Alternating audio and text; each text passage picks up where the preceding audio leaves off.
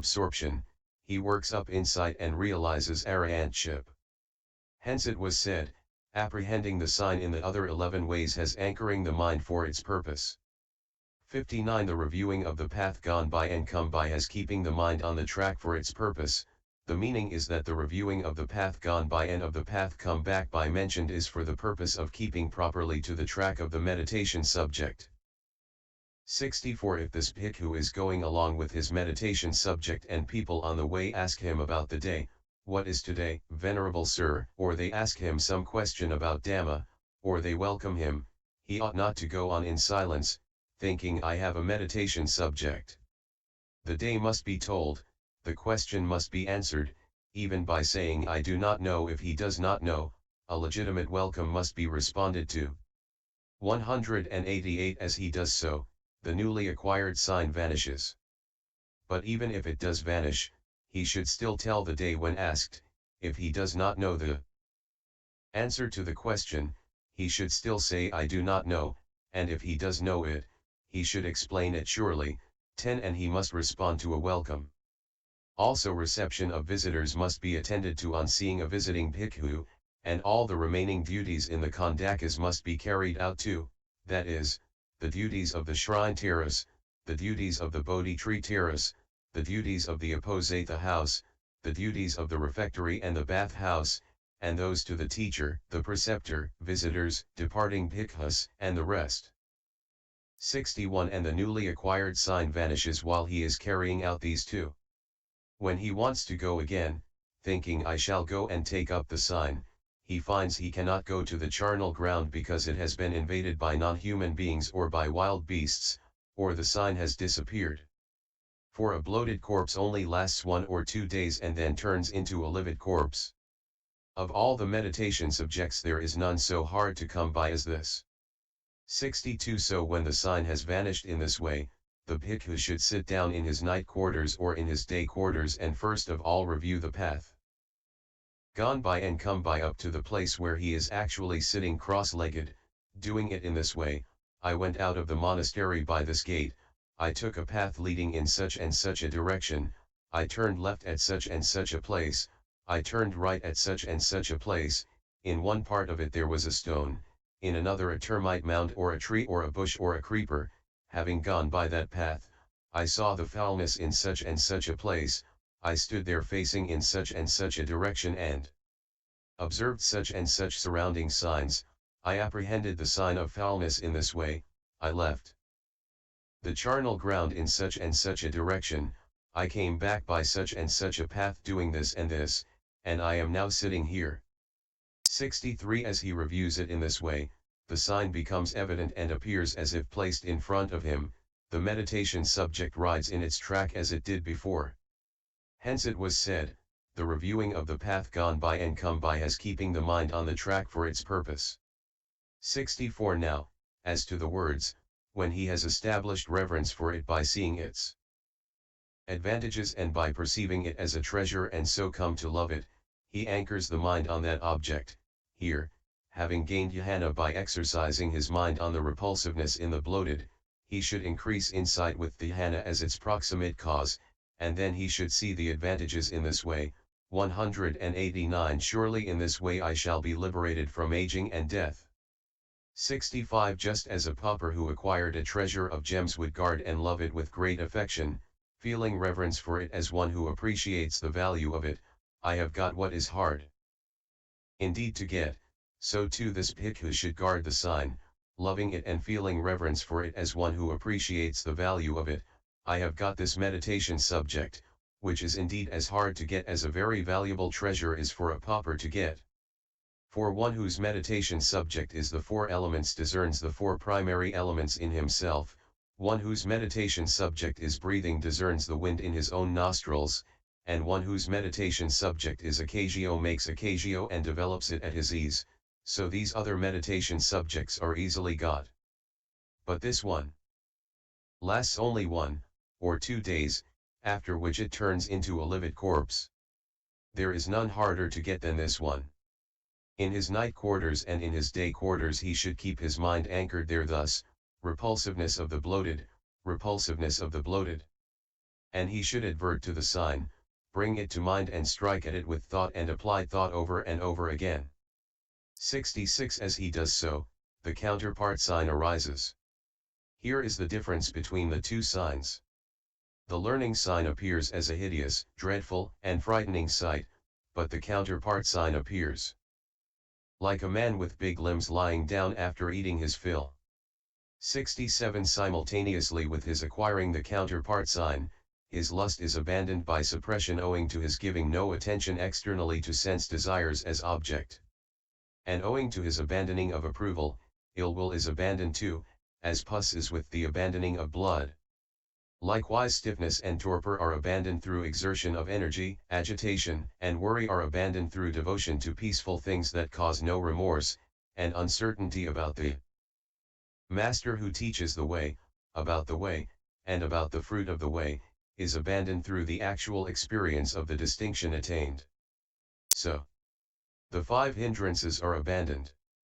And there are present applied thought with the characteristic of directing the mind onto that same sign, and sustained thought accomplishing the function of pressing on the sign, and happiness due to the acquisition of distinction, and tranquility due to the production of tranquility in one whose mind is happy, and bliss with that tranquility as its sign.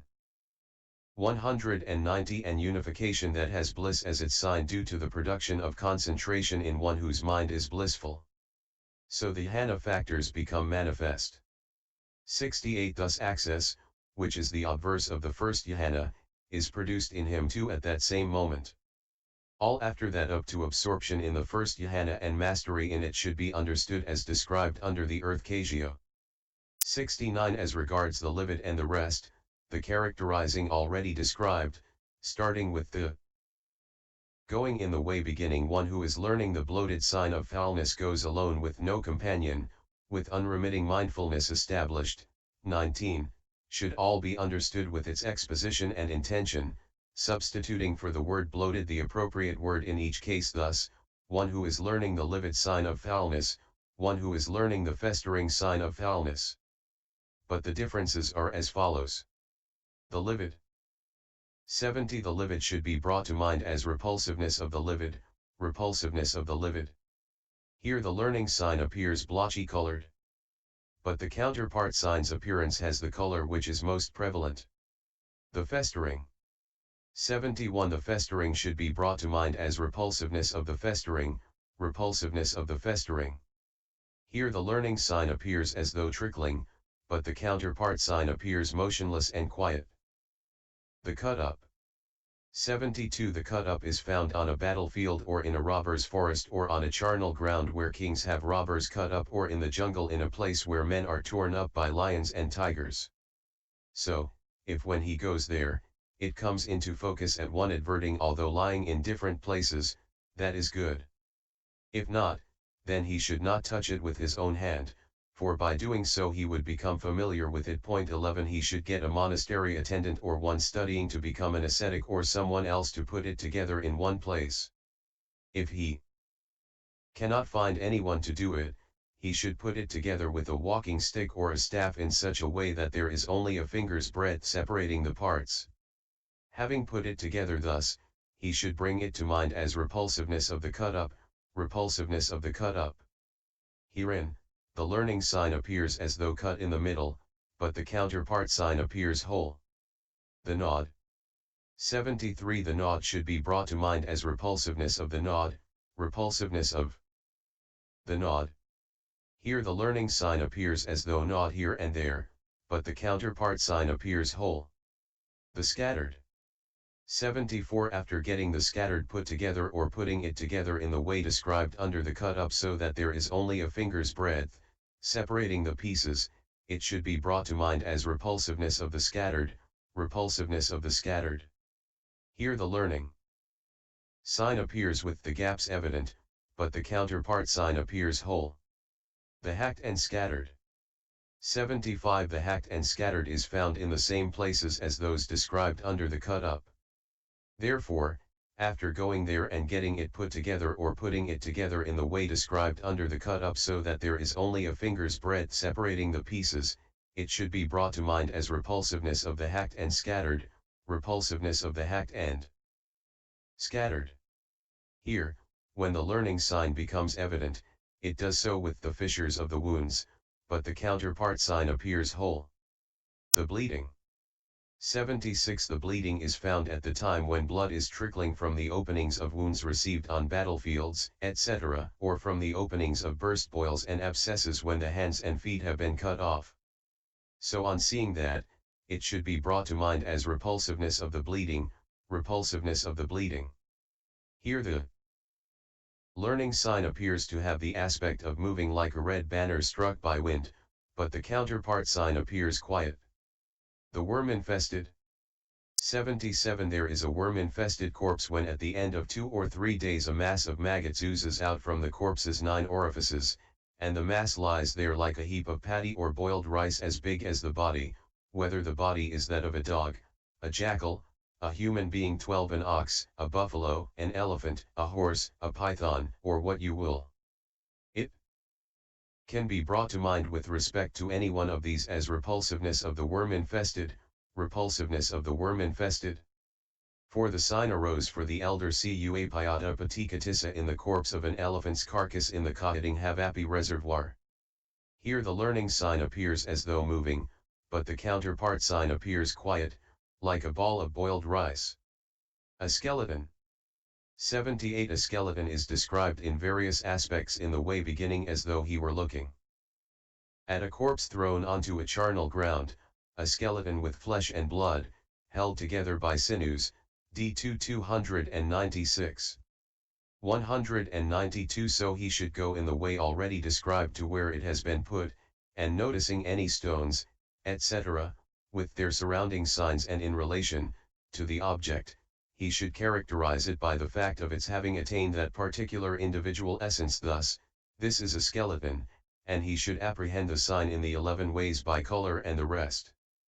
But if he looks at it, apprehending it only by its color as white, it does not appear to him with its individual essence as repulsive, but only as a variant of the white kasioa. Consequently he should only look at it as a skeleton in the repulsive aspect. 79. Mark is a term for the hand, etc., here, so he should define it by its mark according to hand, foot, head, chest, arm, waist, thigh, and shin. He should define it by its shape, however, according as it is long, short, square, round, small, or large. By its direction and by its location are as already described, 3940. Having defined it by its delimitation according to the periphery of each bone, he should reach absorption by apprehending whichever appears most evident to him. But it can also be defined by its concavities and by its convexities according to the concave and convex places in each bone. And it can also be defined by position. Thus, I am standing in a concave place, the skeleton is in a convex place, or I am standing in a convex place, the skeleton is in a concave place. It should be defined by its joints according as any two bones are joined together. It should be defined by its openings according to the gaps separating the bones. It should be defined all round by directing knowledge to it comprehensively. Thus, in this place there is the skeleton. If the sign does not arise even in this way, then the mind should be established on the frontal bone. And in this case, just as in the case of those that precede it beginning with the worm-infested, the apprehending of the sign should be observed in this 11-fold manner as appropriate. 80. This meditation subject is successful with a whole skeleton frame and even with a single bone as well. So having learned the sign in any one of these in the 11 ways, he should bring it to mind as repulsiveness of a skeleton, repulsiveness of a skeleton. Here the learning sign and the counterpart sign are alike, so it is said. That is correct for a single bone. But when the learning sign becomes manifest in a skeleton frame, what is correct to say is that there are gaps in the learning sign while the counterpart sign appears whole. 193. And the learning sign even in a single bone should be dreadful and terrifying, but the counterpart sign produces happiness and joy because it brings access. 81. What is said in the commentaries in this context allows that deduction. For there, after saying this, there is no counterpart sign in the 4 divine abidings and in the 10 kinds of foulness, for in the case of the divine abidings the sign is the breaking down of boundaries itself, and in the case of the 10 kinds of foulness the sign comes into being as soon as the repulsiveness is seen, without any thinking about it. It is again said, immediately next, here the sign is twofold, the learning sign and the counterpart sign. The learning sign appears hideous, dreadful and terrifying, and so on. So what we said was well considered. And it is only this that is correct here. Besides, the appearance of a woman's whole body as a collection of bones to the elder Mahatissa through his merely looking at her teeth demonstrates this here, see I.55. General. 82 The divine ruler with 10,000 eyes did him with the 10 powers eulogize. Who, fair in fame, made known as cause of Jhana this foulness of 10 species in such wise. Now, knowing their description and the way to tackle each and how they are developed, there are some further points that will repay study, each with its special part to play. 83 One who has reached Jhana in any one of these goes free from cupidity, he resembles an arahant without greed because his greed has been well suppressed. At the same time, however, this classification of foulness should be understood as stated in accordance with the particular individual essences successively reached by the dead body and also in accordance with the particular subdivisions of the greedy temperament. 84 When a corpse has entered upon the repulsive state, it may have reached the individual essence of the bloated or any one of the individual essences beginning with that of the livid. So the sign should be apprehended as repulsiveness of the bloated, repulsiveness of the livid, according to whichever he has been able to find.